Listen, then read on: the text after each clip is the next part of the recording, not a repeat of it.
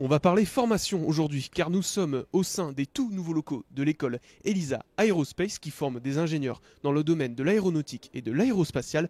Pour en parler, j'ai rendez-vous tout de suite avec Madame de Turckheim.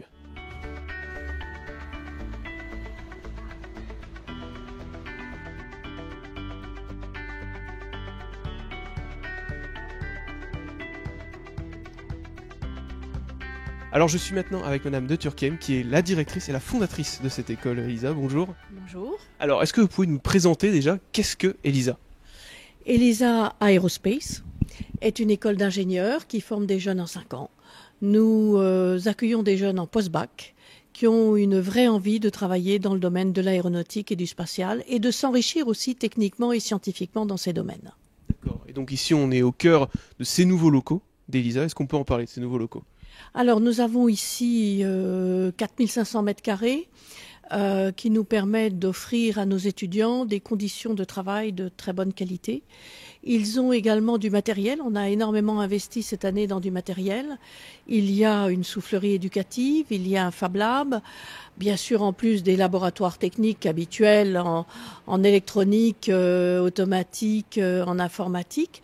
Et nous venons de rentrer un banc d'essai moteur qui, là aussi, apportera aux jeunes énormément de plaisir pour leurs travaux dirigés. C'est une école assez jeune au final, l'école ELISA.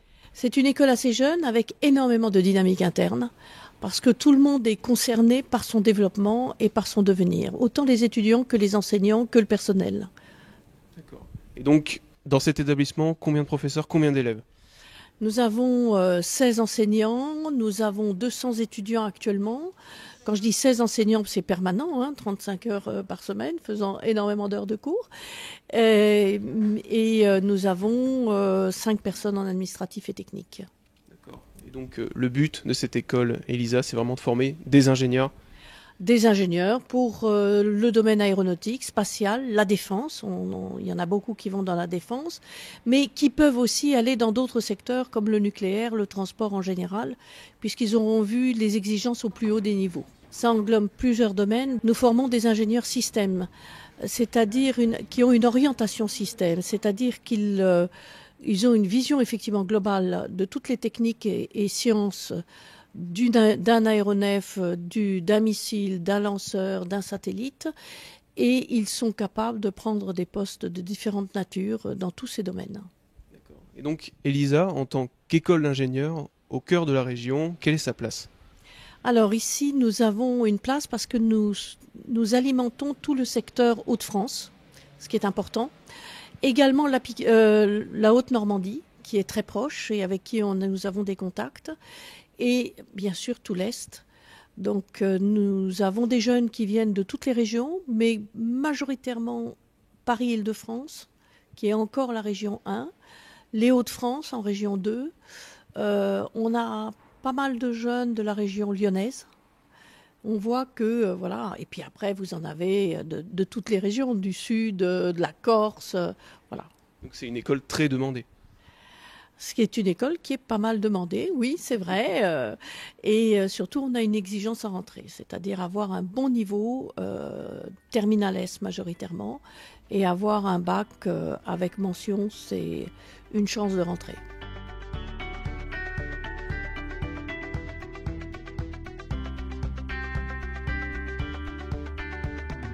Donc je suis avec Monsieur Blin maintenant, qui est dans cet établissement directeur d'études et enseignant. Donc Monsieur Blin, est-ce que vous pouvez vous présenter?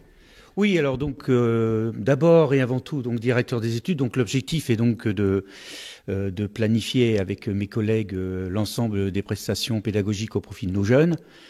Ensuite surveiller que le travail est réalisé par nos professeurs et puis aussi par nos jeunes, parce que on n'apprend pas sans travailler. Voilà. Et puis par ailleurs, j'aime bien aussi enseigner, donc être que directeur des études, vous savez, dans sa tour d'ivoire, on dit on va chez le directeur. Non, moi j'ai envie de voir mes jeunes. Donc je suis amené donc à enseigner dans les 5 années, c'est-à-dire que je vois donc l'ensemble de mes jeunes pendant l'année universitaire, ce qui permet de mieux les connaître. Et donc ce ne sont pas des numéros. Voilà. Et donc derrière il y a un visage, il y a un prénom, il y a des caractères. Donc bref, c'est l'objectif aussi d'être enseignant tout en étant directeur des études. C'est pas juste des élèves, il faut aussi prendre les jeunes, il faut les accompagner, c'est bien ça aussi. Oui, je dirais que il y a la formation scientifique et technique, mais il y a aussi la formation humaine. Un ingénieur, c'est un futur cadre. Un futur cadre, c'est amené à encadrer, le terme est bien choisi, de cadre, donc du personnel, et donc il faut être capable donc d'être en capacité d'encadrer les gens avec qui on travaille, de leur donner les bonnes directives, de savoir les entendre, de savoir leur parler, de donner de la motivation. Donc bref, il y a un gros travail donc de former d'abord des êtres humains responsables et qui soient capables d'entendre, d'écouter ce qui se passe autour pour que chacun se trouve bien dans son travail. D'accord. Et donc, en plus d'être directeur des études, vous êtes également enseignant ici dans cet établissement. Est-ce que vous pouvez nous expliquer un petit peu ce que vous enseignez ici? Alors moi, ce que j'enseigne, c'est mon domaine de passion depuis l'âge de 7 ans. Donc ça va faire 54 ans que je suis absorbé par le monde de l'espace. Et donc j'enseigne tout ce qui touche aux satellites, aux lanceurs, à la conception de missions spatiales, aller vers Vénus, Pluton, Saturne, créer des systèmes d'observation de la Terre. Avant d'être enseignant et directeur des études dans une école d'ingénieurs, j'ai fait quand même 31 ans dans le monde des missiles balistiques et du spatial. Donc bref, derrière, il y a aussi de la communication d'une passion, d'un métier. Ça va au-delà de la stricte connaissance. Il y a une dimension passionnelle qui est très forte. Et c'est pour ça que j'aime enseigner, parce qu'il y a, au-delà de la connaissance, c'est surtout dire, écoutez, moi j'ai vécu ça, allez-y, ça vaut le coup, franchement. Dans le monde de l'ingénieur, il y a la nécessité de maîtriser un ensemble de domaines. Ça va de l'aérodynamique à la structure, en passant par l'électronique. Donc l'objectif, c'est de leur apprendre à comprendre toutes les interactions entre tous ces domaines techniques. Parce que un avion, c'est un objet complexe. Un satellite, c'est un objet complexe. Une voiture est un objet complexe. Et il importe de se dire, tiens, je touche à ça, mais attends. Et mon copain là qui travaille sur l'autre partie, là, je suis pas en train de le perturber avec ce que je suis en train de faire. Donc voilà, donc il y a une volonté donc de leur apprendre à maîtriser l'ensemble de l'objet, de bien apprécier les interactions, et donc de pouvoir travailler avec les gens qui travaillent sur les autres parties, parce que vous imaginez bien qu'un A380, cet avion colossal, il n'y a pas qu'un ingénieur qui a travaillé dessus. Et donc le travail d'un a des conséquences sur des dizaines.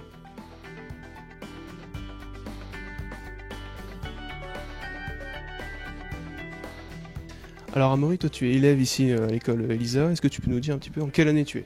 Alors en 4e année, ce qui est l'avant-dernière année du cycle total. Donc tu as déjà fait le cycle préparatoire, tu as déjà 2 ans derrière toi, éventuellement des stages. Est-ce que tu peux nous parler un petit peu de ton ressenti jusque-là? Alors il y a déjà 2 premières années en cycle préparatoire où c'est assez théorique, même s'il y a des matières qui sont là pour illustrer la théorie. Mais c'est que là en 4e année ou un petit peu dernier en 3e année où on voit vraiment comment appliquer la théorie qu'on a vue, et donc c'est bien plus intéressant. Et au niveau des matières, qu'est-ce que vous voyez au final? Est-ce que ça diffère du lycée où il y avait des maths, de la physique? Alors il y avait des maths de la physique, là il y a toujours des maths et de la physique, mais en beaucoup plus élaboré et en plus appliqué, donc c'est plus poussé et plus intéressant qu'au lycée. Et le rythme au niveau de cette école? Le rythme, c'est des journées de 9h45 à 17h30 la plupart du temps, donc c'est plutôt soutenu, mais quand les matières sont intéressantes, c'est agréable, ça va. C'est vraiment une passion pour toi, l'aérospatial? L'aérospatial aéronautique, ouais, c'est soit ça, soit rien, donc pour moi, il n'y a pas d'autre possibilité. Et jusque-là, c'est enrichissant, tous les années que tu as pu faire jusqu'ici? Au bout de 4 ans, on apprend beaucoup de choses et ça fait partie de notre culture générale maintenant, et puis de la culture technique, et c'est très sympa maintenant de voir un décollage d'avion ou de fusée, de savoir ce qui se passe concrètement, ouais. Alors maintenant, je suis avec Mickaël, qui est également en 4e année. Alors, est-ce que tu peux nous expliquer qu'est-ce que vous êtes en train de voir là derrière? Là, on est en cours de mécanique spatiale, donc on avait déjà vu ça l'année dernière. Sauf que là, c'est un peu plus poussé, donc là, on est en pause, mais du coup, on fait un bureau d'études sur une comète, et celui d'avant, c'était sur la mission Apollo. Et donc, au sein du cursus, vous avez fait des stages. Est-ce que justement, les stages, ça apporte quelque chose à la formation? Ah oui, forcément, on en a à faire 3e, 4e, 5e année. Donc 3e, c'est un stage ouvrier, donc pour découvrir l'entreprise, et après, c'est de plus en plus poussé jusqu'en 5e année, où c'est vraiment une immersion dans le monde de l'entreprise, en fait. Et donc, au niveau de l'accompagnement des professeurs, comment ça se déroule? On est des petites promos en général par rapport à d'autres écoles où il y a des grands amphis, donc c'est assez sympa d'avoir le professeur à proximité pour poser des questions, tout ça, et ça aide beaucoup à comprendre quand même. Oui, parce que justement, c'est des classes de combien qu'on a là? La nôtre, on est 21 et je crois que les premières années cette année doivent être une soixantaine, quelque chose comme ça, mais pas beaucoup plus. D'accord, donc ça reste des petites classes et ça reste propice quand même à bien travailler. Oui, c'est exactement ça. Ouais. Et puis après, on verra les spectres des autres rayonnements et c'est aussi assez impressionnant. La vitesse de la lumière. Donc aujourd'hui, c'est un peu spécial dans l'établissement Elisa puisqu'il y a des journées d'immersion. Et donc je suis avec Eva qui est en journée d'immersion avec le cours qu'il y a derrière nous, c'est bien ça? Oui, c'est ça. Alors est-ce que tu peux nous dire un petit peu dans quelle formation toi tu es? Alors, moi, je suis en terminale S dans un lycée sur Paris. Tu es venu exprès de Paris pour venir ici à une journée d'immersion. Donc c'est vraiment ce que tu veux faire? Bah là, j'appréhendais un petit peu au départ. Je me dis, j'imagine que c'est pas ce que je veux faire. Et en fait, si, ça correspond plutôt bien. Et là, tu peux nous expliquer un petit peu, c'est un cours de quoi qui se déroule juste derrière? On est en train de faire un cours d'introduction à l'astrophysique. C'est-à-dire que là, elle nous a expliqué les bases, ce que ça faisait, qu'on pouvait, grâce à ça, on observait ce qui se passe dans l'univers. Ça permet d'acquérir des capacités sur la connaissance en physique. Et ça permet d'expliquer plein de choses. Observer des choses lointaines et comprendre des choses passées qui se sont passées, ou bien pour notre planète, ou bien pour d'autres planètes, d'autres galaxies, les étoiles. Par exemple, quelque chose qui est parti d'une simple théorie mathématique, les trous noirs, et ben ça a été expliqué, et ça existe réellement, et c'est observé. Et ça permet de faire plein de progrès en sciences. Et pour l'instant, ça te plaît, tout ce que tu as vu jusqu'ici, l'école, l'établissement, tout ça, ça te plaît? Pour l'instant, ouais. Donc on peut te retrouver l'année prochaine?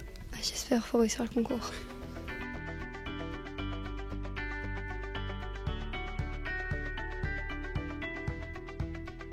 Monsieur Delplace, bonjour. Donc nous sommes ici au cœur du Fab Lab de l'école Elisa. Est-ce que vous pouvez nous expliquer qu'est-ce que le Fab Lab?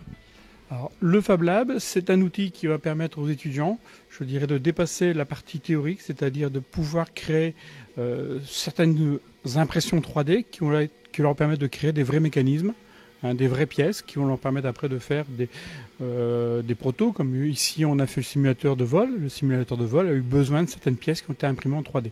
D'accord. Et donc qu'est-ce qu'on peut y retrouver? On voit que là il y a une imprimante 3D juste ici, là-bas il y a un projet de soufflerie. Qu'est-ce qu'on peut y retrouver dans tout ce Fab Lab?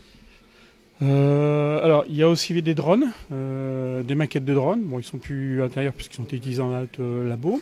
Des simulateurs. Après, toutes sortes de constructions qu'on peut faire, je dirais, de derrière autour de qui va tourner la fabrication.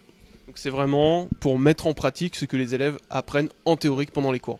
Tout à fait. Dans le domaine de la CAO, derrière une belle image graphique qu'on va faire sur un ordinateur, c'est le moyen de le fabriquer et de voir la réelle utilisation qu'on peut en faire. Et les élèves, c'est dès la première année, ils peuvent venir dans ce Fab Lab? Dès la première année, même sans enseignement direct, ils peuvent venir ici. Le Fab Lab est accessible à tout le monde. Accessible à tout le monde à n'importe quel moment, ou il y a quand même des horaires à respecter pour venir? Alors, si les gens sont formés, je dirais, à l'utilisation du matériel, ils peuvent venir à peu près quand ils veulent. Il suffit de venir demander à un enseignant d'ouvrir la porte, d'avoir sa responsabilité, de pouvoir suivre le projet. À partir de là, ils peuvent venir quand ils veulent. D'accord. Donc par exemple, oui, si quelqu'un souhaite s'initier à l'imprimante 3D mais ne sait pas comment l'utiliser, il peut venir ici pour apprendre. Voilà, donc là il y a des cours qui sont donnés dans le cadre du Fab Lab, qui vont être apportés à chaque étudiant. Et une fois qu'il sera, entre guillemets, certifié à savoir utiliser le matériel, il aura un accès libre pour lui venir mettre en œuvre ses projets qu'il aura créés.